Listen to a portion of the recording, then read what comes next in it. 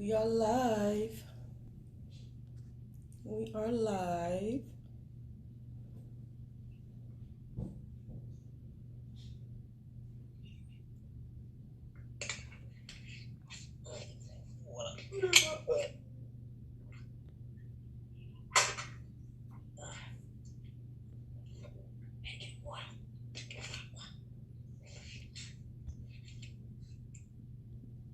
I'm inviting people to the live right now.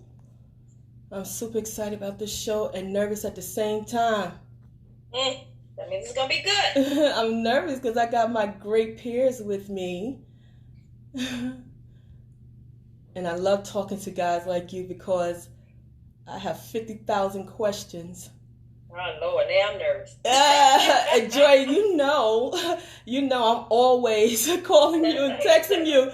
Joy, how you do this? How you do that? You do this? How you do that? But winging the pray, winging. Right. So I'm sending some invitations out, and then we're gonna go ahead and start going in.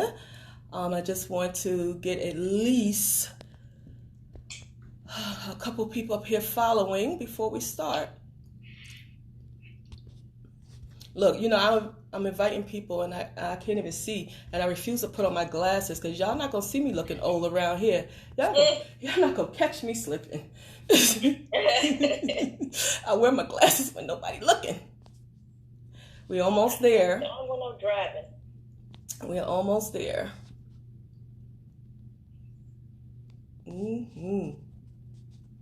Okay.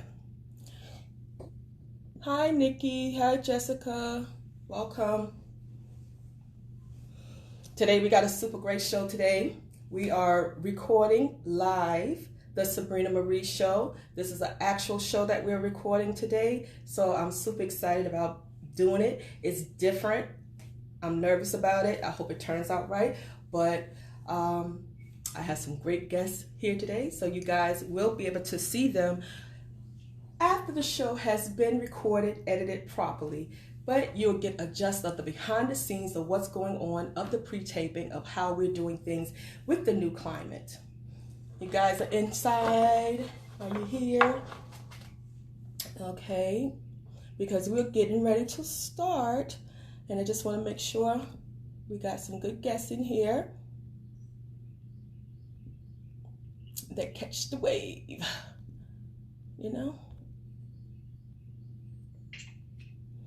And you guys love to call me after the show to ask questions. So make sure you take out the time to watch the show. So some of those questions could be answered here today with our experts in their fields.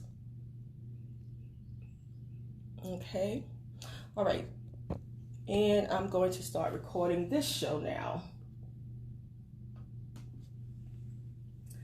Welcome to the Sabrina Marie Show. I'm super excited today. We have some special guests here. We have some special guests that are experts in their fields. They have so much experience, and they're here to tell us how to move in this climate. This climate meaning that things are uncertain. We're not sure exactly what's going on, but we have some good advice from a financial advisor. We have a real estate mortgage loan originator, and we have an associate broker in the house today, and I will be introducing them to you. So first, let me go ahead and introduce you to Kevin Oliver. Kevin Oliver, he is the president of Core Mortgage, and he's a mortgage loan originator, and he has over 20 plus years experience in the business. So let me just give you a little example. When I first met Calvin, which was back in 2004, when I first came to Richmond, Virginia, he's actually the first mortgage person that I met when I came down here because he did my loan for my first home in Virginia, and he helped a lot of us New Yorkers move down here and get settled in to the state. So I am grateful that we are still connected and still friends, and to see how far you have come in your business. So I'm excited about that. So I'm introducing Kevin Oliver. He is our mortgage person today, our mortgage expert, and we'll be asking him plenty of questions. Next, I also have Mr. Eric Stamper in the house. Mr. Eric Stamper is a trustee business tax advisor for individuals and business. and especially for small businesses because small businesses have different needs. He has 25 years experience in the business, and man, I love a financial advisor because I'm the person who's always picking their brain when it comes to what's next in life. And next, we have Miss Joy. Miss Joy is a broker of East Coast Realty and Relocation, powered by eXp Realty. She has over 19 years experience in selling and listing residential and commercial properties, also selling virtual office space. She serves Fredericksburg, Richmond, and the surrounding counties. So that is our panel today, and I'm glad that they're here. But before we go on, make sure you check out our next video that's coming out on April 12th at 2 p.m. with Elizabeth Calder. Elizabeth Calder is a marketing director, brand director. She's worked with a Fortune 500 company, and as a marketing director, as the leader, she has 25 years experience in corporate America before she started her own business. And now she has went forth and started her own marketing business, and it's been super successful. So I can't wait till you see her interview that's coming up next. So I want to say hello, guys. Thank you for being so patient. Hi, Miss Joy. Miss Joy is so cute. I love her. Okay. Wow, Kevin completed my loan for my home. Such a hard-working, honest gentleman. Oh, let's see, that's a client. And she's also, I sent that girl to you too. She's one of my friends, and I sent her to you, Calvin, and you did close on her loan, and you did work hard for her. And she says you helped her so much that you are a hard-working, honest gentleman. So that's awesome that she feels that way about you.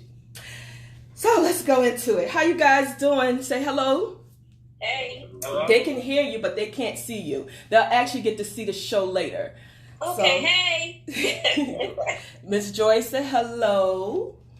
Calvin said hello, and Eric said hello. So guys, how are you guys feeling right now in this climate? How are you feeling with what's going on with the market, with the financial, with all the that's going on right now? Like, how do you feel about it? Calvin, give me a little bit of your thoughts of what you think about what's going on.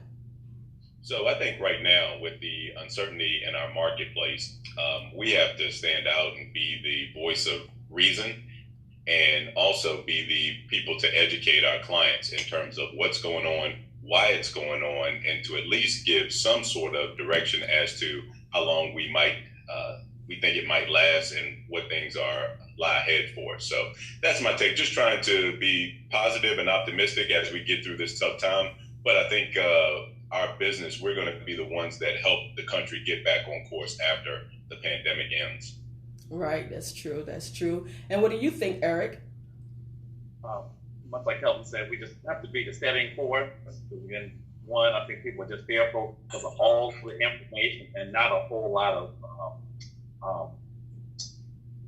finality to it. But I'm here, we do taxes mainly, and so we're still doing a lot of taxes and helping steady the way to say, hey, this too shall pass. Do you think that people are scrambling to get their taxes done because of this uncertain time? They're not sure exactly, like, oh my God, what am I going to do? I need this extra money right now. Am I going to get this money? Do you think people are like, scrambling, not showing what the government is going to do as far as they're getting their money back for refunds or anything like that? In terms of the 2019, the majority of people had already filed before this whole thing hit. I'm a late person. Some of them going along the normal course for those who had appointments. You're starting to really see an uptick in the people who have not filed for a few years. Right? To cover the stimulus, you need to have filed at least 18 or 19. So you're getting a lot of those ones who usually take 2 or 3 years to file a return to move a little bit faster. Wow, how do you go back to that? I know someone who's told me that they hadn't filed taxes in about 8 years, and then they had their tax papers and they were saying that they wanted to file this year, and what should they do? And I was just like, I don't know how to go back and do that. You have to call a tax person, do you just file for this year and then the IRS see what they haven't done and they contact them? or they should be looking, because they don't even have the paperwork, like as far as the W-4s or W-2s or, those paperwork or anything like that. So how do they go back and do that? Like, how does a person do that? Well, so you need to at least file to get your stimulus check, either an 18 or 19 return. So whichever one piece of that information you have, we can go start there. But each year is independent, so whatever happened in 16 is not necessarily the same thing that would have happened in 19. But unfortunately for the person, if they are due a refund prior to 2015, they have lost the right to claim a refund. So it's not really. So, but do they have to? But they, even if they don't get a refund, do they have to file it? Do they still have to file their tax? So say this person said they haven't filed in the last 8 years. They decided they want to file this year for the first time. Do they have to file for those other years? No, ma'am. Oh, wow. No, so I would probably do 16 at least to see, because a 16 return expires on April the 15th. So we would start with 16 probably, and then do either an 18 or 19 because of stimulus. And then we'll work our way backwards from the rest of them later. That seems like a lot of work. It seems like, how do you get back to that? like how do you find paperwork on that if the person doesn't even know where to start? That seems like a lot of work. In usual times, when the IRS is working, you can get the information from them, at least for your federal return. But by their fact that they're not working right now, they don't have enough. The telephone assistants are not there. So it's going to be a little bit more of a challenge. But there are ways, most people you can maybe guesstimate, there are a lot of ways to get information or at least get a return file to save your place and save that potential 2016 return, let's just say. Wow. So that's a lot. I want to go ahead to Joy real quick. Joy, let me ask you a question. Have you seen any change in the market since this pandemic happened? Have you noticed people pulling out, not wanting to go forth and looking at homes, or they're changing their minds or anything like that? Have you noticed anything different? Well, it's still a seller's market right now. Still a seller's market. People think it isn't, but the sellers are it's a seller's market, but they're being a little bit more, flexible right now. So the banks are being more flexible when it's coming to purchase a home. I thought that they were being a little bit more strict. No, they're not being too strict because you don't have as many people looking. Now, the builder side, I'm going to say the builder side is more flexible. Now, as far as the sale and resale is still a little difficult because there's not that many property out there. So inventory is low. Inventory is low.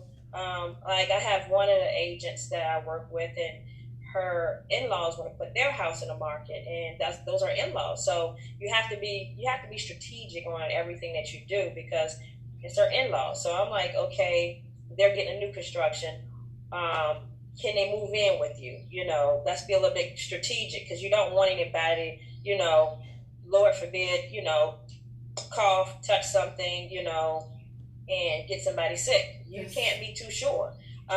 More people are going towards the virtual tours, which with VXP, we do all that stuff anyway. Virtual tours, virtual meetings. I've been in so many meetings virtually. With our company, we're even selling virtual office space so people can do stuff online. They can still meet with their company online. So yeah, just a little bit more creative with the agents. Agents are more creative. You see more lives. You see more agents advertising by way of social media, getting the word out. Still, like I said, some deals to be made. I did a deal with one of my clients, new construction. End of the month, they're trying to get something.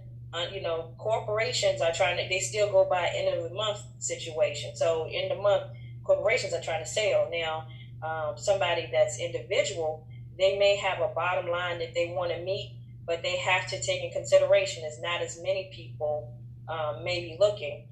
And the ones that are looking, they've been looking for a little while, so they're hungry. So it's like I'm talking out both sides of my mouth, but I've done it where there's houses that's been going and it's multiple offers. But then you have the houses that have people that live in them and it's a little bit harder because people don't really want to go and tour a house that somebody's still living in. So got you. So that's the difficult part. I got you.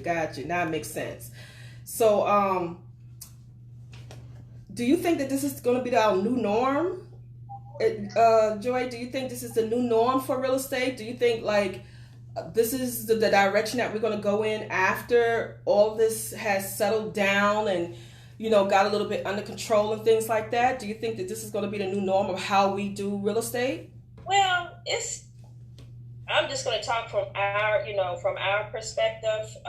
It's kind of like our norm anyway with the virtual tours. I like company's name, East Coast Realty and Relocation. I have done several deals with clients. They have not stepped foot in the house, and I have taken virtual tours for them. I only thought husbands did that. I thought only husbands did that. No. Because every house, I think my husband only saw one house that we ever bought. And we have bought a lot of houses in our day, so I think he's only bought one house. I mean, he saw one, and that's this one, actually. The one that we live in, because by this time I was wore out. I was like, honey, you pick whatever you want. I don't even care no more. So this is his choice. This is the new norm now, though. Yeah. I mean, people, you know, like I say, they travel. I got a client coming in from California. Agents are doing things a little different. I know I am. I have a client coming from California. And even a local client that I had here, met with them to do the buyer's agreement by way of Zoom meeting. And then from there, we actually met at the builder's office. And the reason why I met him at the builder's office is because we made an appointment. You have to make appointments now. Made an appointment at the builder's office. Usually, you know, when you go to a site, new construction site, you walk on in. Now they're requiring you to do appointments. They're only showing by appointments. Which new construction is a little bit more safer because they have people to come clean the house ever so often during the week. And of course, got your face mask, got the gloves, got the hand sanitizer, and, you know, Lysol. And we sat it's in the model. So we sat at one end of the table, and he was at one end, I was at one end, the builder's agent was at the other end. So social distancing. Well, and then in one builder's place, we sat. He was in one chair, I was in another chair. Builder agent in another chair. So we're just doing stuff different. But I think this is the way that it's been going of doing a lot of video. People have been looking at houses online for a long time. So I just think that's the way it's probably going to be for a while. But it's not bad. It's not like it's Calvin. The interest rates, how do they look? Well, I was definitely going to go into asking him that, because even though we're doing things a little different and the way we're showing and everything, how's it affecting, the purchasing power? Are the interest rate, have they gone up? They gone down? Are they steady? So just prior to the pandemic, rates were incredibly low. We actually closed a couple at Core where the interest rate was under 3%. So we closed one, it was at 2.875, another one at 2.75. Right before the pandemic hit. So business was great, everything was good, we were rolling along, and then the virus hits. So we saw rates start to tick up. We went from that point into the high threes. The Fed announced their rate cut, which helped to stabilize the market a little bit. So we saw rates dip, but then with more uncertainty, more volatility in the market, the rates started to creep back up. Now, having said that, if you have the higher credit scores, you're still relatively good, mid threes, high threes, but it's the folks with the lower credit scores that are seeing the most in terms of adjustments for their rates going up. Couple that with the fact that the market is still volatile because no one knows when this thing is going to end, and that's creating all of the uncertainty.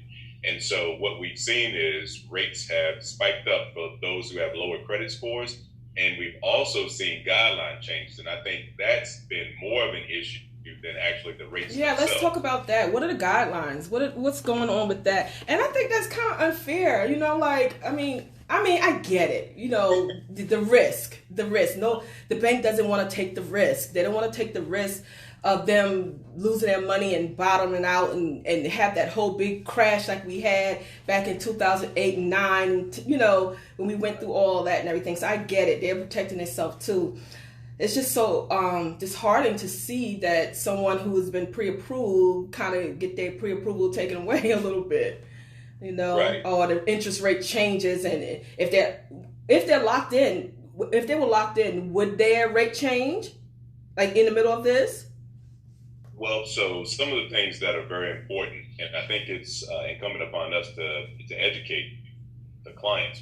So what happens is when banks and mortgage companies, when we lock in a loan, basically a lock says that we promise to deliver you this loan within a certain time frame. And then that end investor is promising to deliver the loan to the secondary market.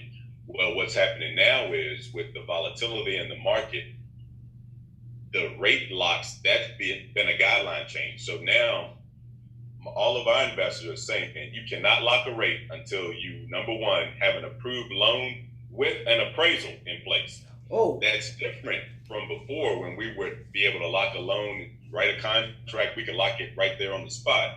And so you've seen a shift with that. So with the volatility, once again, they can no longer adhere to the promises because that's all a rate lock is just a promise. And so we've seen that guideline change. We've had guideline change with regards to minimum credit scores.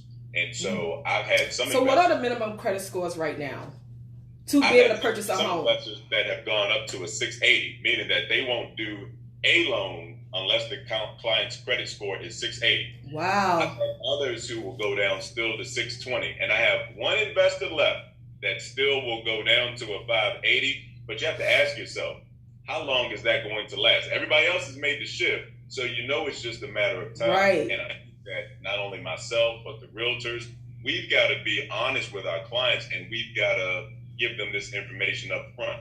My recommendation to my clients, we need to have plan A and plan B because we don't know how this thing is going to shift. And to your question earlier, we can go in, someone's under contract, and we've qualified them based on their credit score of, say, 630. Well, if that investor changes, let's say tomorrow, and says, we're not accepting any loans with under a 640 credit score, I no longer have a home for that loan, which means that I need to have a plan B in place. The other big guideline change that is probably going to be on the way if this thing stretches out are going to be your state bond programs such as VHDA. Some lenders have already stepped away from VHDA. And yeah, I heard that. We're not going to take the chance.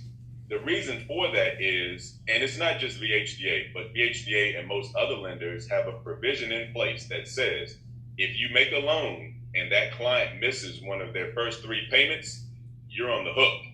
And so now we don't know who's going to have a job tomorrow, much less 3 months from now.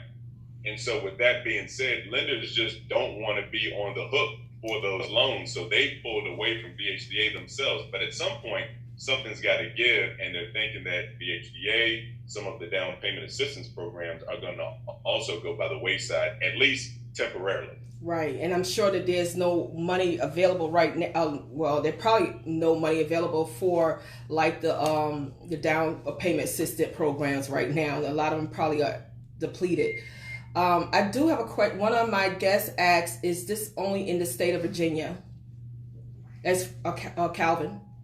No, when we say state bond programs, many states have their own state-specific program that helps clients with down payment, etc. So ours is VHDA, but other states have different programs. But it's going to start affecting all states, and particularly the ones where the pandemic issue has really hit hard. You know, the northeastern states, the far west. But, you know, we'll start to see other states as their numbers pick up in terms of the pandemic, that they're going to start experiencing some issues as well. So let me ask you a question, Eric. Eric, being that you see all these different changes and being that you're a financial advisor, do you suggest that people go out and purchase now, or do you suggest that they wait till the dust settles? So I guess it depends on your personal financial situation. If you have an income that is pretty constant, then why not? Especially if a deal can be had in all of this. I'm sure there'll be some, as Joy mentioned, some builders who were building a specific house for a specific person who now they can't deliver to that person because the person cannot qualify for a loan because of their unemployment perhaps, or their financial situation became unstable. So they don't want to commit to a loan, whether they can obtain one or not. And so to me, that's a buying opportunity. I was looking to buy a house sometime soon. Here's a house that I could live with, and especially if the house, a deal, if the house is selling for a deal. So yeah, I would. But in a lot of cases, again, things are more unstable. And so if you're unstable, don't really have a good idea what the future holds, you're going to have to just make sense, just prudent to stay put, right? Got to draw count the down cost on though. some of the emergency money we should have had. You know, the general guideline, we're supposed to be having at least 3 months worth of emergency money. So how do you feel about that now with the new guideline? Do you think that's a significant amount of money to have 3 months in reserves for emergencies? Or based on this thing right here, we look like we need a little bit more money. What do you think? Well, 3 months would have still get us past it because, again, you'd have April, May, and June. And for the future, right now, everything is supposed to expire, all of our restrictions, somewhere around the mid part of June. And so we get back to work and start generating some cash. But 3 months was always the low end. If you wanted a guarantee, I would always, people ask me a question, how much emergency money should I have? 6 months worth of living expenses. Living expenses have certainly gone up because now that we're all home, we're eating way too much. So whatever we had in our budget for food is not what we're actually spending right at this point in time. But I mean, that too can be controlled if we were forced to control it. Okay, let me ask a question. So a person who, say we go through this thing 3 months down the line, right? Okay. And let's say it stretches on 6 months. We done went through our emergency funds after the first 3 months. Let's say people have little unemployment, little things coming in like that.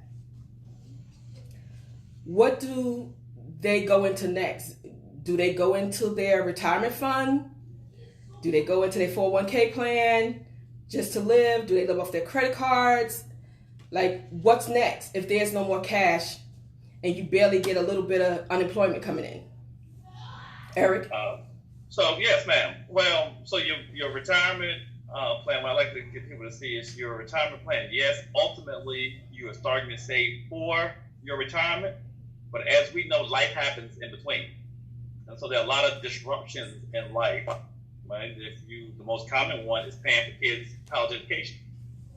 Right? And so you have to still survive. And so if the money was reserved for your retirement, but if the need comes, I will most certainly take it from my retirement before I would get a cash advance from my credit card. That would be way down the bottom of the list, as my resources have totally been drained everywhere else. I'm going to pause you. Sure.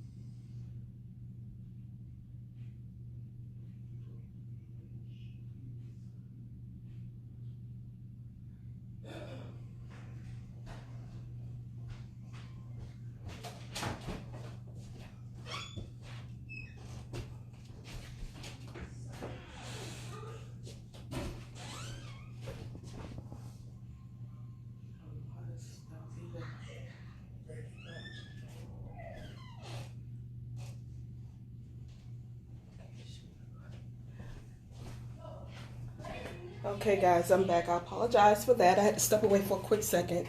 All right. Alrighty.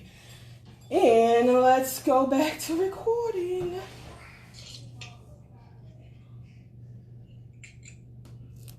Okay. All right, let's pick back up where we stopped at. So, who was talking last? Calvin. Eric. Eric. Yeah. Yes, Eric.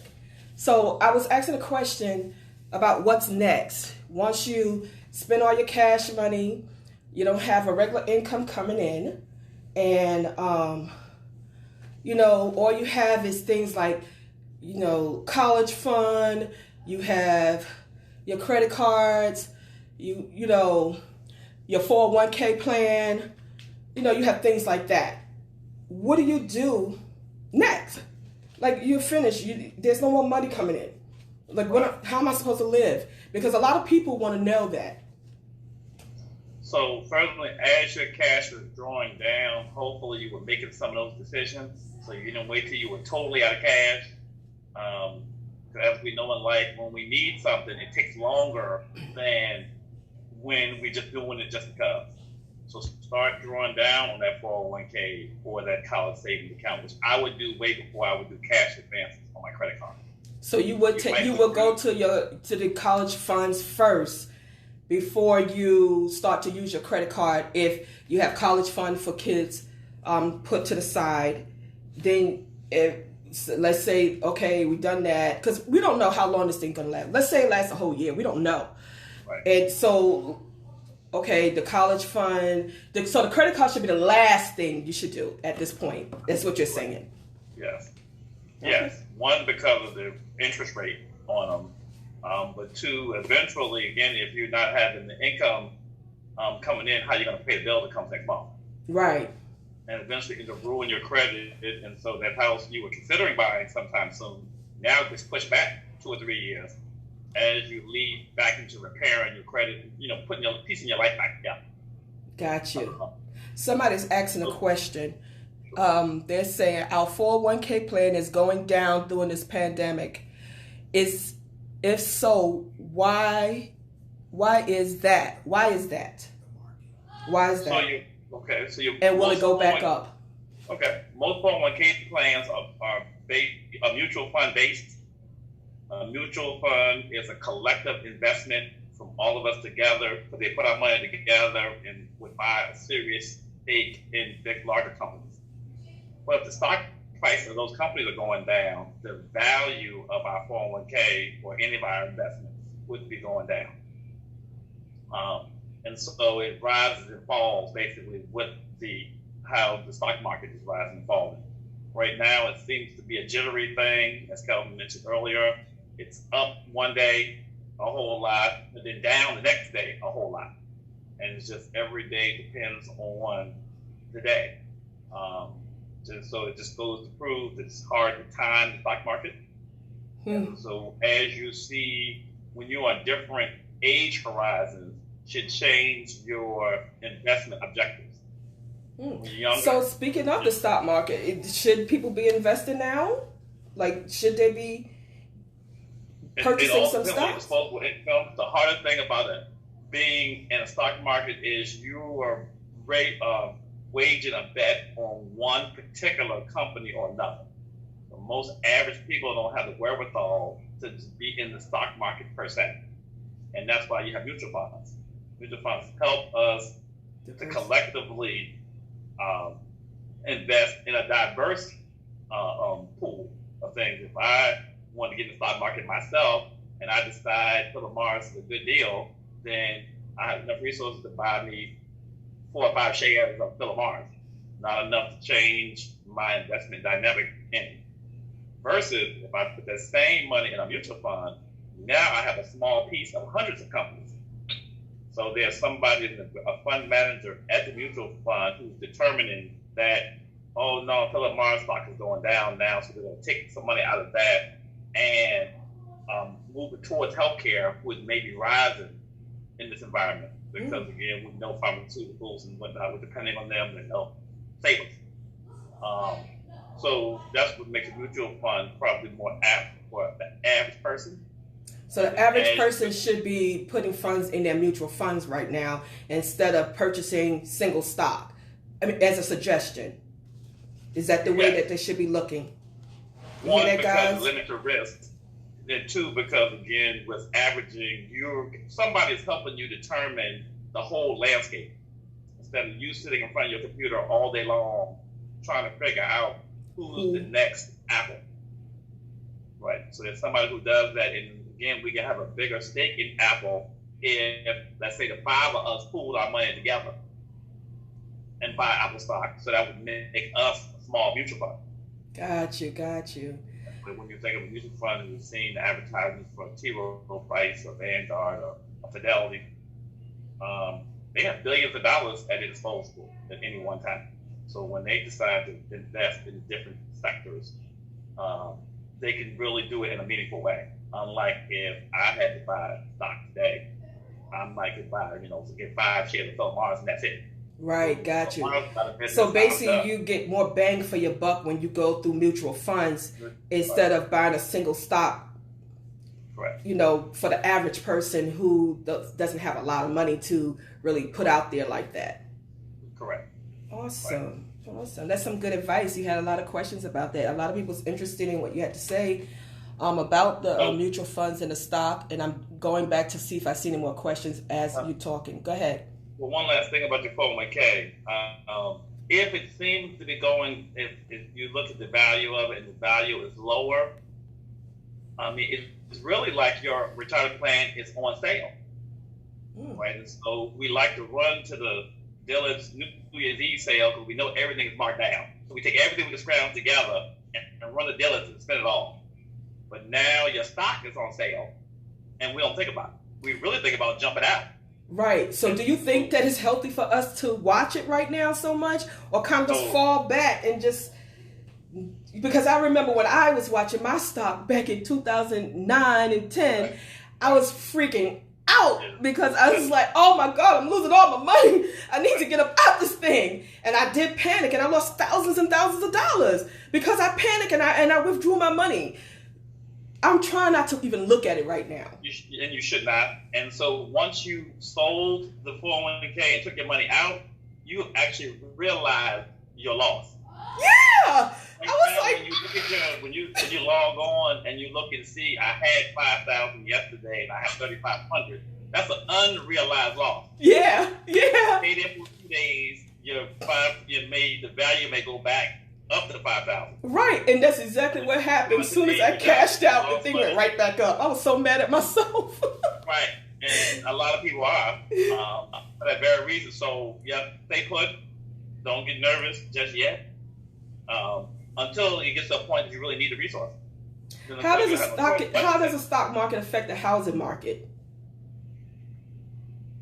Probably just what, as Kelvin mentioned, the bond and the interest rate that's going to be offered to you at some point in time as the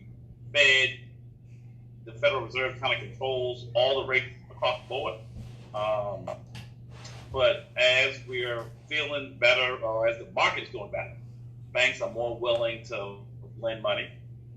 ease the guidelines up some. Again, if you go back to your 08, 09 market, I'm sure Kelvin can attest to this, that it was a lot before it was a lot easier to get a loan. As a result of the fallout in 08 and 09, it's a whole lot more difficult to get a loan today, even still, almost 10 years later. Yeah, I think that it's a little bit more difficult than before, but not impossible. Now I feel like it's really going to get tough for people, the average person who has that dream of that just basic 3-bedroom, 2-bathroom home. I feel like it might get a little bit tougher. I'm not sure, but I hope not, because there's a lot of people out there that have that first home dream, having their first home and things like that, and I don't want that to be snatched away. Well, I'm an eternal optimist anyway in life, unlike most accounting people. And so there's always a way. If you're willing to put the work in, if you will. So even if they change the guidelines of the getting a mortgage now, you just have to. It's just one more thing we have to work around, but it's never impossible. Right, right. And so we just have to be a little bit more patient. It might take longer than you thought. Now I heard going, you just keep on that same road, and you'll get there eventually. Right. So they were saying that there are going to be a lot of credit forgiveness during this time period with the mortgages. Like with people doing forbearances for their homes, putting it on the back end, the interest being put to the back, and everything like that. How do you feel like it's going to affect the market, Calvin? So actually, what you just mentioned, that's one of the largest problems that's facing the mortgage business right now. So because the government has come out and said that they're encouraging banks to go into forbearance agreements with clients, because of course a lot of clients are losing their jobs, so they need that type of flexibility. However, herein lies the problems. It comes in with mortgage servicing, meaning the companies that collect the mortgage payments, right? So if we have a large number of people who actually go into forbearance agreements, or let's just say we have a large number of people who aren't making their payments, remember, those servicers are on the hook for delivering that money to the end investors. So therefore, you've got a run on liquidity, because they've got to have enough cash on hand to make those payments, even if they're not receiving the payments. See how that could affect things? And so now, when we weren't in this pinch, there was more money to lend in some of the what we call non-QM, non-qualified mortgage markets. So an example of that would be the bank statement loan. Perhaps I can't show my tax returns to verify my income, but I could use bank statements. That would be considered a non-QM loan. That market has completely gone away in a matter of weeks with the pandemic, because there just isn't the liquidity available. And so the mortgage servicers are the ones who are creating a large amount of the volatility, is because they are thinking or anticipating there's going to be a wave of folks that can't make their mortgage payment. I can't remember what the exact number was, but what did we see? 6 million unemployment claims? Was it that? It was several million, let's just say that. And there are more expected. So with that, we have a pretty good inclination that there are going to be a lot of people not making their mortgage payments. And therein lies the big issue with the mortgage industry right there. Wow, it's crazy. It's a scary time. I know a lot of us had went and deferred our mortgage and things like that, and for a couple of months and everything. But that doesn't mean to go spend the money. That means, a lot of people think that, I got some free up money. I'm not used to having this much money in my account at the end of the month. But I feel like, be smart and strategic with it, because we don't know what's going on. And to put that mortgage money in your savings account to hold on until this thing is over. So when the payment is due, or if you go back into the repayment plan, or you want to just catch up and just pay it all off or whatever, you'll have those funds available without it being as much of a stress or anything like that. Yeah, Sabrina, let me say one more thing too. Because there hasn't been any hard and fast guidelines as far as who would be eligible to get the forbearance agreements, and the mortgage companies or the mortgage servicers aren't quite clear about that, this is another example that people are fearful of. I have somebody that may have closed on their home over the past 2 to 3 months. Mm-hmm. They hear, hey, I can get a forbearance agreement and not have to make my payment. So hey, I want that agreement too. Let me push my mortgage payment down the road a little bit. Well, all of the people, whether it's mortgage lenders, mortgage brokers such as myself, we all have covenants as well that says if you have an early payment default, which basically means the person didn't make their payment, I'm on the hook for paying back any earned compensation for those loans as well. So now really, I did not know that. Yes, why people are so nervous. Wow. So think about that and not to put Joy on the spot, but as a realtor, think about if you sold a house and the person didn't make their payment or their second payment, a third payment, first or second payment, and you had to actually give back your real estate commission. Yeah, nah. I thought I work out it did. Right. And most people don't realize how much work you do behind the scenes. Right, but that's exactly where we are on the mortgage side. And so now you start to see the trepidation on why one might start to raise the credit score requirement. I've had some investors that say, if you own multiple properties and you're receiving rental income, yeah, sorry, temporarily, we're not going to let you count that rental income. Their fear is you may be okay employment-wise, but your tenant might run into a problem. Right, so they're looking at all the different aspects of everything. There you go. So everybody's trying to position themselves because they're not sure what the new guidelines are going to say. And what if the government comes out and says, well, no, you have to give them a deferment. Nobody knows what the unintended consequences are. So it's that uncertainty that is causing the instability that we're seeing. So how long usually mortgage people are responsible, not responsible, but in danger of losing their... Usually it's 3 months, but it could be long. Oh, wow.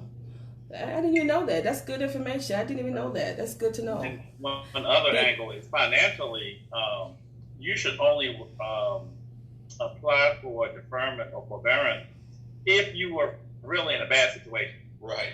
But you should know that although they have not allowed you to, they deferred your payment, so it might not ruin your credit, but of course, interest is still accruing. Mm-hmm. And so the further you push the loan back, the payments back, the more interest you end up accruing on the loan. I'm sure Kevin would tell you. But you still have to, you still have to pay interest anyway. Usually, not much is going to your principal anyway. I mean, maybe you can pay on your interest and not pay the principal, right? Could you do that? Could you just pay on just the interest of your mortgage loan and have the actual loan to the back end, so when it's time for it to be due, you don't have so much of a big bill? Or is that too complicated? To your point, early in the loan, the majority of it is interest. That's true, right? You're not deferring much. You're deferring the $20. Got you. If that was your mindset. There's one company, and one of the larger lenders, Bank of America, Wells Fargo, one of them, did grant one of my clients a deferment, but they had to pay all 3 months by October. So no, you don't have to send me your April payment, your May payment, or your June payment, but then you do have to send them all to me by October 1st. Right. But if you're smart and you know that you're just doing this because you don't know what's next, then you would be a responsible person and put that money to the side. Well, I would do that. I mean, if you had the wherewithal, I probably would just, if somebody asked me my advice, I would probably pay it if you had the resources. And then once you see things are starting to look bleak, if you think you can see past July, so if you have a financial situation where, okay, I'll weather the storm between now and July, I would go ahead and recommend you go ahead and pay. Okay, so that's for the person who basically is prepared, who have emergency funds put away, right. And for that rainy day to weather the storm. But I know a lot of people who don't have 3 months of savings put away. So unfortunately. But then again, even in your stopping, what's the likelihood you're going to leave that money still sitting in your savings account? So again, you'll be using that money for living. So yes, if a deferment is available, It's but just a just know you're catch. putting yourself further in the hole over the long haul. So it's a catch-22. Because I don't have to pay the money today, but that money will multiply if you take you 20 years to catch up these 3 payments. Right, so then if that's going to be your position, Sabrina, then you would say shortly after, okay, now I got to come up with a plan to pay a payment and a quarter. Right. Or a payment and a half. Come right back out of this thing so that you can catch back up in little or no time. It just seems like a hard situation to be in, for someone to make the best decision that's for them. For them, right. But again, it still highlights the point of the things, again, I talk about my clients all the time, is we have too many wants at today's time. So we don't really have the resources in case of an emergency. So when your transmission goes out in your car, or something, all of a sudden the water heater breaks and floods the whole basement. You're running to the payday loan people who are killing us. But you have no other choice. And so even if you didn't have the money to pay for the unexpected expense, when you get the money to pay the payday lender back in 2 weeks. So what they supposed to do? Not take the forbearance? What the person supposed to do? Do they not take the forbearance and take the risk of losing their home after 3 months of not being able to make a payment, or they go ahead and take the little bit of money that they have and make the payments, but they're not able to eat or to do anything? Like, what do they do? It's a moratorium right now. So they're not too many people losing their homes right now. So it should be a moratorium on the foreclosure market right now. So you pretty good right there. So I'm with you, Sabrina, about using the money for. I just want you to break it down for my audience, Eric, because I have a lot of people I have middle class people, I have upper middle class people, and then I have friends that are not in a position to have any savings. They live check to check. So I want you to break it down for the check to check people. How do we take care of them? Okay, my biggest point and what I was just trying to make is leave those payday loan people alone. Period. End of the sentence. They should be just act like they're not even there, because you're putting yourself further in a hole when you get a payday loan. You never get out of the trap. You never get out. And when you do get out, and so what kind of loan? I'm sorry. Say it again. You said what kind of loan? The whole payday loan industry. Penny loan. Leave them alone. Act like they don't even exist. Okay, got you. Because once you get in, it's almost like the mafia. Once you get in, you never get out. So, do you feel like that about those SBA loans? Because I'm a little.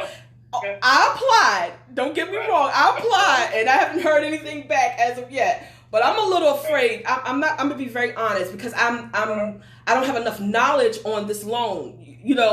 I know that they freed up some money for small business people, whether you're a sole proprietor or you are an independent contractor, a LLC, for a small businessman. Yes, I understand that they loosen up this money for that. I'm a little afraid of the back end. I heard about loan forgiveness up to $10,000. Right. What's going on with the taxes? How is this going to affect me later? How's it going to affect my taxes later? How is it going? How is this going to affect me later financially? That's what I feel like it's just not that simple as they're saying on TV just to apply for this loan. And they still pulling your credit. How many times you going to pull my credit? Who's all these people? How does this work? Is it the government, one government that's doing the SBA loans, or they split them out to all these different banks, and every time they go to a different bank, they're pulling your credit, pulling your score down? Explain to us what is going on, please. So at any time, so not just now in this environment, anytime you get an SBA loan, the government has nothing to do with it. It's all your local bank, does all of the underwriting and approvals and all those things. The government is just guaranteeing the loan. So it's giving the lender a little extra security measure to do that particular loan. You heard that, guys? You heard that? So, Repeat that again. I want them to hear that. Loan. The government is not giving a loan. The loans is going out to different banks and different things like that. Money is from the bank. Yeah. Right. So Banks when you all of the underwriting. right, so when you apply for this loan, what are they doing? Are they shooting an application to banks, or you got to take your actual application to a bank yourself to send it out to somebody? Well, so we heard some disturbing news yesterday. There was a portal the SBA set up, but their portal, I guess, was overwhelmed. So what was actually happening when people was putting their information in the SBA portal, their information was actually going to other individuals applying for loans. That heard about some kind of breach. And so it wasn't so it's just like some sort of technical failure because so many people are putting the information in there. But by rule, any SBA loan is actually lent by local lenders, just big lenders, just so your SunTrust and Wells Fargo of the world. So whoever you bank with, you ought to be sending the loan information to them. Well, I sent my loan information to Bank of America. They told me I didn't have enough business with them. I just had my business account, but I needed a credit card with them. I needed this with them. It was just like... Therein lies the rub. As Kelvin, you talked about earlier about how people keep on changing the rules of the game, right? And so you'll go to Bank of America and say, hey, you got the backing from the federal government with my loan. And Bank of America will say, get out of here. We ain't giving you anything. For whatever reasons why they pushing you out the door. And so SBA does not ever loan money directly to a borrower. They only deal with the loan guarantee. Right, so loan guarantee doesn't guarantee a certain interest rate or anything like that. It's just guaranteed a loan in general. And it's up to the bank for whatever their guidelines and different things like that. Correct. So you're saying that I think it was a little misleading. Excuse me? I think it was a little misleading how they presented the information to small businesses. Well, that's how our government does. I mean, in all administrations, and not just this one more so than others, but that's just the way stuff come out. I got my phone and rang 3 million times since they talked about the stimulus package. And that's all everybody wants to talk about. And okay, how am I getting it? What happens if I'm on Social Security? All of the different little criteria. And really, because the IRS is closed, so we can't really get any guidance. I know what you know. And actually, most days, the customers know more than me because they listen to the morning news when I was here doing other people's returns. So every time there's an update, I don't hear about the update until later that evening because I'm here grinding and everybody else sitting at home cooking different channels. And so they say they're going to create this portal to make sure they have the direct deposit information correct.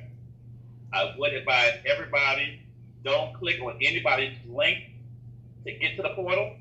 If they do create a portal, it'll be directly from the IRS.gov webpage and go straight from there. You're going to have a whole bunch of people sending you emails and stuff. If you want to check on your direct deposit, click this link. Okay, someone had said they only forgive the loans for 8 weeks. Is that the $10,000 or is it above $10,000 that they forgive for 8 weeks? Like, how does that work? Or the whole $10,000, like if they give that, if you get approved for that $10,000, is that just forgiveness forever? Or it's all of it, anything that you have to pay back after a certain amount of, after 8 weeks? So the SBA has money in 3 different pots, right? And so the smallest pot, the one that you're talking about forgiveness, again, broad stroke, they don't have no details. They said, yes, if you borrow less than $10,000 in this economic injury disaster loan program, you will not have to pay that $10,000 back. So, again, big broad strokes, we don't know. I talked to a lady, a banker at BB&T on Wednesday, and she said that it's constantly changing, so they don't really know the answer for real. Mm-hmm. They said that BB&T as a bank gave all of their bankers talking points Wednesday morning. She said by Wednesday, by 5 o'clock, they got an email and say, take that and throw it in the trash. And just if somebody got a question about a program, take the loan application and we'll get back to them. And so the bankers don't even know. But according to what they said, if you use that first pot, the economic injury disaster loan program, 10,000 of that would be non-repayable. Mm. The second pot is the general SBA loan guarantee, where if you just take money, you have a business that's suffering, you take money, you can use that money for anything. This larger loan, it's not a forgiveness program. They stretch it out for 30 years if that's what you need, and they have low interest rates. So it's supposed to be between 2 and 4% interest on those particular loans. And But I don't feel like they're giving out those loans so easy. I just don't feel like they're giving out those loans so easy. They don't. You know, I feel like it's just misled. They misled a lot of people, a lot of independent contractors and things to make them think that this loan was going to be a big easy thing to do. But I feel like unless you have your business in order. Yeah, right. correct. Order, you know, Right. paperwork, Right. trail, file them taxes and, everything in order. It's not as easy. And there's a lot of independent contractors out here that is just that. They're, they may have their LLC and they may have their tax number, but they're not taking paperwork in the proper way, doing payroll the proper way, keeping a trail the proper way. And so I think that makes it a little bit more difficult for when the banks and stuff are asking for information and they don't have that information and put it properly. So I feel like, a lot of people, a lot of small business are going to have a little bit of trouble when it comes to that. It's a little scary. We'll go back to something Kelvin said earlier. I think as professionals, it's our job to keep honesty, to keep it real. Mm-hmm. Right. And that's what I want to do. I'm going to keep it real. Even in normal times, when you have companies that come, like you just mentioned, who have their documentation on all different levels. And so I handle all of them. But again, you have to tell them in the future, going forward, you may have skated by doing it halfway for now, but there is a repercussion sometime down the road. And so if your goal today is just to save taxes, well, that's one goal. And there's a way to accomplish that goal, but how does that goal figure into your overall future? Right. And that goes to that whole tax things, a lot of businesses, we like to write off as much as possible just so we can see something back at the end. But at the end of the day, when it comes to having some purchasing power, we got to look at a lot of the banks. They look at the bottom line. They're not looking at your situation of, listen, I had a hard year. I need a little bit of money back. They're not looking at that. They're looking at the fact that. Calvin sees that all the time. Right, right, Calvin. Right. Absolutely. Calvin said I made 50,000, but my papers say I made 12. Right. We can only go by the 12. Exactly. Calvin, do you recommend entrepreneurs to go back and amend their taxes if they're trying to purchase a home and they've done that so they'll be able to purchase and then to fix it? Well, what I will tell them is consult your tax advisor. I was trying to sneak that up in there because I know we don't play that. Yeah, go to your local professional. Stay in my field. Yeah, if you're doing your taxes, I'll say call Mr. Stanford, get some guidance and get back. I don't know nothing. Ain't nobody trying to get in trouble. All I can do is give you an answer. If you want to add $1,000 to your tax return, right. Here's how much more it's going to cost you to add that money, and then there'll be interest and penalties on top of that. And so, again, if that's what you want to do, again, you're telling me what to do. Because again, I follow kind of your directions. Okay, follow my directions right. Follow my directions right now, and tell me how good is this. And so one last thing we talked about the SBA. I told you there were 3 different pots of money. So there's one for this economic injury disaster loans, which gives that $10,000 that may be forgiven. Mm-hmm. You've got a general pot that you can use for general operations. They don't place restrictions on it, which you'll pay that back. And terms will be determined at closing. Then the last one is the paycheck protection program. Right, that's the one. And it's going to depend on a company being able to show that they actually make payroll payments. They actually pay people through some sort of payroll system, and you issue a W-2 to your employees at the end of the year. Or 1099. Payroll is W-2. W-2 only. Employees only.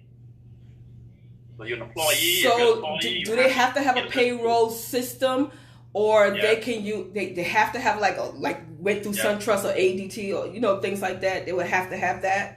Yeah. Or they couldn't do like that old fashioned payroll where you write it down and you make a spreadsheet. You can't do that.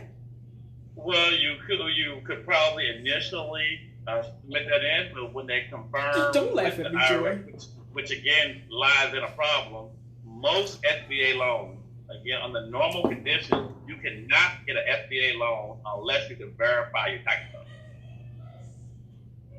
Right? Under normal conditions. Well, someone says that the application states that it's also 1099 as well for the PPP loans, that they're able to do it as well. I don't know. I have to go back and look myself.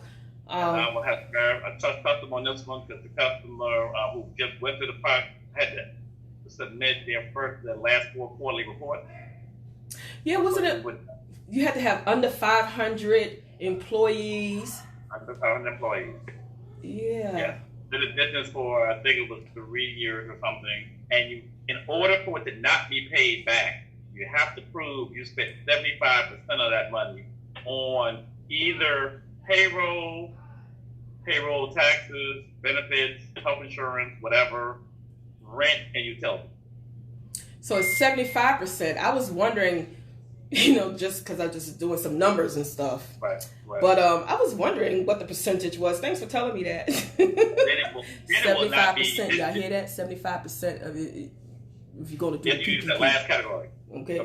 75%. Those 3 things, and if you can prove that, then the loan will be forgiven. Proof. You got to show proof. You show proof at some point. But what I was going to say is SBA generally, you have to verify, they usually verify your information you gave them through your tax return, right? And with the IRS. And so again, another sticky point, have they suspended that? Especially since the IRS is not there. We don't know. That's true. So not only are they not there, we're just really. How does this loan affect the taxes, though? Do we have to pay taxes on that money? Do we have to report that on our taxes next year? No, because the bottom line is it's a loan, and so any loan that you get, you do not pay income taxes on a loan or a stimulus. But if it's under 10,000, isn't it considered a grant? I'm asking. No, it's still a loan, because I'm sure even if they're going to forgive it, there are criteria for forgiving it. I'd be willing to bet you. So you got to be able to prove to the lender you met this certain criteria. Must, like we said with PP, payroll protection, right? You spent 75% of it on payroll or related costs, utilities, or rent. So show me cash flow checks that you did that, and we'll wave our magic wand, and that'll be that. And so this is not credit score driven, even though they're checking your credit. It's mostly they're checking the strength of your business. Well, they haven't specifically said it. So again, it's one of these things that there's not a lot of information. Right. Like, for instance, I remember looking on the website and I saw one company that does the PPP, and I was looking at their guidelines and what the interest rate was. The interest rate was actually 10% all the way to 34%. I was like, that's kind of high. And they had what their guidelines were, but they said that they were checking the strength of your business, and they wanted to look in your bank account to see like what your deposits and things like that were. Well, that was that lender's guidelines. And so again, the SBA doesn't make the loan. All they do is guarantee it. And so I'd imagine, just like in our personal life, there are payday loan people for businesses. And so, like you said, you saw some lenders say they're going to charge up to 34%. The government never guarantees that, qualifies what rate you're going to pay. Right. So you don't know. Right, because this loan can go to any bank, and so you don't know, based on your personal. That bank says, if you come in here with a 600 credit score, we'll do the loan, but we'll do it for 30%. So it's up to you to decide how bad you want the loan. And so I've seen that they're suggesting people to go ahead and apply for these loans. Right. And once they are approved or not approved, then you make the decision whether you need it or not. Right. Do you suggest that people go ahead and apply so that they can have that in their back pocket for the worst case scenario? Oh, absolutely. It's always good to have business people. What we should be having in place all along is a line of credit. So if you're already, when times are good and we don't need anything, so again, the time to apply for stuff is when I really don't need it. I just need to have it in the drawer just in case. So if your business was along the way, listening to all the things I say to you over and over again, you would already had a checkbook in your drawer already before all this hit, so that you could be prepared. So again, if my money run out, I got some extra money right here that I can already depend on. Because in times like this, everything takes longer. Again, they talked about the unemployment. That now self-employed people were eligible to get unemployment. That's what the governor said on TV. He did say that. So first, the portal is so overwhelmed, you can't get on. If you do get on, it's slow as crap. And then a customer who did the unemployment, who is self-employed, did it early, so he got in and got out, he got denied. Right. So they got to go back again and keep trying to keep doing it. All this kind of stuff, okay, did I put something wrong in the computer? We don't know. Right, because there's no information coming back, right? Right, because it took forever to do the appeal, because that's online as well. But again, apparently their portal is jammed up. So he's just sitting back waiting and don't know where this money coming from. This is crazy. And Sabrina, on a side note, so my commercial banker gave me a call 2 days ago and was telling me about the SBA loan offering. The good news was they were offering the loan with a rate under 6%. Now, it required a 720 credit score. So, under 720, they weren't doing it. So that was the information that was relayed to me, my commercial banker. And so like Eric said, every lender is different, but that was their criteria. Wow. Well, I don't know. It just seems like it was really hopeful when they were talking on television about these different loans and different protection plans and things like that. And then when you get in the thick of things, it just gets a little frustrating. But I guess the key is to keep pushing and keep checking and keep going back and to know what's best for you. And before we end the show, because we've been on for a little while now, we have some really great guests and they're asking a lot of questions. I'm trying to get them in while I'm talking to you guys because they're asking me questions. I checked back at this for clarification. The regulations that came out last night make it very clear. Bradley says, as an employer and borrower, you will pay independent contractors and 1099, and I can't see the rest. What you pay independents and contractors and 1099s. I can't see the rest of the statement for some. Oh, there it goes. It's a lot. It's a lot, and I don't have my glasses on. Okay, can you read it to me? Small businesses and sole proprietors are able to begin applying for PPP loans today, Friday, April 3rd. Independent contractors who file their taxes using 1099 forms have the ability to apply for their own PPP loans beginning April 10th. Okay, there you go. That's our information. Well, one of our guests, I guess she wanted to look it up so we can get that information out there as well. She was supposed to be one of our guests on the panel because she's a small well, she's a business person, and I wanted her to talk about business in New York. You know, New York got a lot going on up there. My family is from there. Y'all pray for New York. My mom is still there. My aunt is there, and it's a lot. It's real hectic up there, and it's real dangerous to be outside. I pray everyone they stay inside and listen to the guidelines. The governor is doing an amazing job to me, from what I'm seeing. He's been in the trenches with the people.